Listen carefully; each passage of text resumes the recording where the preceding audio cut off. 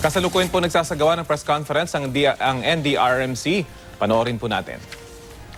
Para bang lumalabas na wala kang tiwala sa iyong pulis? Bakit mo pa binigyan ng... Yung sa bridges natin, ito yung meron din tayong ongoing na restoration sa ating mga bridges. Pero yung ilalim niya, ito yung cleaner natin kanina sa Public Works and Highways, ginawang alternative routes yung ilalim. So pwede pang madaanan yun. Hindi siya totally na closed, no? Closed yung madadaanan, pero hindi ibig sabihin may isolated area dahil meron na tayong na-identify na mga detours papasok pa ng ibang mga komunidad. Meron pa tayong katanungan?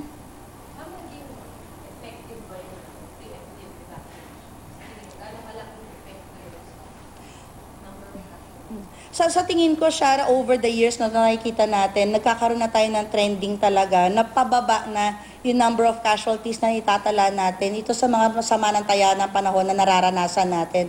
At sa tingin ko, yung pakikiisa ng ating mga kababayan on preemptive evacuation, ito na yung nakikita natin na susi, no, na para maiiwas sila sa mas malaking peligro sa panahon ng merong bagyo o kung ano man ang pagbabanta na masama o sakuna, no? Yun ang iniiwas natin sa ngayon. So kapag po tayo ay makikiisa on preemptive evacuation, ibig sabihin, lilipat tayo sa mas ligtas na lugar, talagang mailalayo natin ang ating sarili at ang ating pamilya sa peligro. Yan ba yung reason bakit? Sa tingin ko, isa yan sa mga factors na maitatala natin kung bakit nagkakaroon na tayo ng improvement na dito sa bilang ng casualties natin. Bumababa na siya. At kung mapapansin nyo, kung backtrack kayo doon sa ibang mga bagyo na naranasan ng ating bansa, karamihan sa mga casualties noon ay mga mangingisda. Karamihan doon na kahit na meron tayong babala, pumapalaot pa rin sila. Ngayon po, paliit na po yung mga numero. Minsan halos wala na tayo napapabalita ng mga mangingisda na lumalabag sa panawagan natin na no sale na kapag ganitong panahon. Okay, dun sa latest report ng Philippine Coast Guard, ito yung sa Starlight at Atlantic na nagkaroon ng...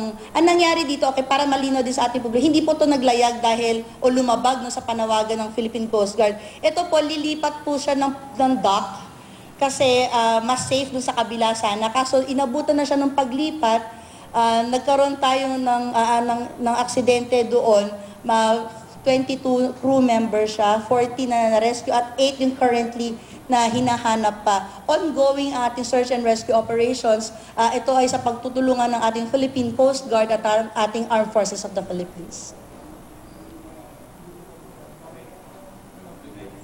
Okay, maraming salamat po at magandang tanghali sa inyo. At yan po ang katatapos lamang na pulong balitaan dyan naman po sa NDRMC sa Camp Aguinaldo. Nasa 6 hanggang 7 raw yung bine-verify ngayon ng NDRMC na posibleng nasawi dahil sa bagyong Sinina habang may 8 pa na nawawala mula naman doon sa isang barkong na-aksidente dahil sa kasagsagan ng bagyo. Nasa 23,000 umano yung pamilya na apektado dahil sa bagyong Sinina.